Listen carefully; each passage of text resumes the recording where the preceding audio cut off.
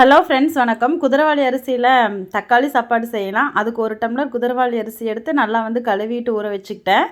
குக்கரில் எண்ணெய் விட்டு பட்டை, கிராம்பு, ஏலக்காய் 3ம் போட்டு நல்லா ஃப்ரை ஆனதுக்கப்புறமா ஒரு பெரிய வெங்காயம், 2 பச்சை மிளகா அது நல்லா கலந்து விட்டுட்டு ஒரு 2 தக்காளி சாப்பாடு அப்படிங்கிறதுனால தக்காளி சேர்த்திக்கலாம் கொஞ்சமாக. இஞ்சி பூண்டு பேஸ்ட் 1/2 டேபிள் ஸ்பூன் அளவுக்கு சேர்த்துக்கிட்டேன். எப்பயுமே எந்த தக்காளி சாப்பாடு செஞ்சாலும் கேரட், பீன்ஸ் 2 போடுவேன். அதே மாதிரி போட்டுக்கிட்டேன். மஞ்சள் தூள், சிக்கன் மசால் இல்லாட்டி நீங்கள் மிளகாய் பொடி கூட சேர்த்திக்கலாம். 1 டம்ளருக்கு 2 டம்ளர் அளவுக்கு தண்ணி விட்டு நல்லா கொதிக்கும் போது உப்பெல்லாம் போட்டு அந்த அரிசியை நல்லா கழுவி வச்சுருந்தது எடுத்து போட்டு ஒரு 3 விசில் விட்டு இறக்குனீங்கன்னா சாப்பாடு நல்லாவே இருக்கும்.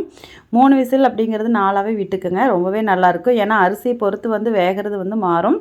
அதனால் 4 விசில் விட்டு எடுத்துக்கோங்க. நல்லா இந்த மாதிரி வெந்துருச்சு பாருங்கள், சூப்பராக இருந்துச்சு சாப்பாடு. இது டயட்டில் இருக்கிறவங்களுக்கு ரொம்பவே யூஸாக இருக்கும்.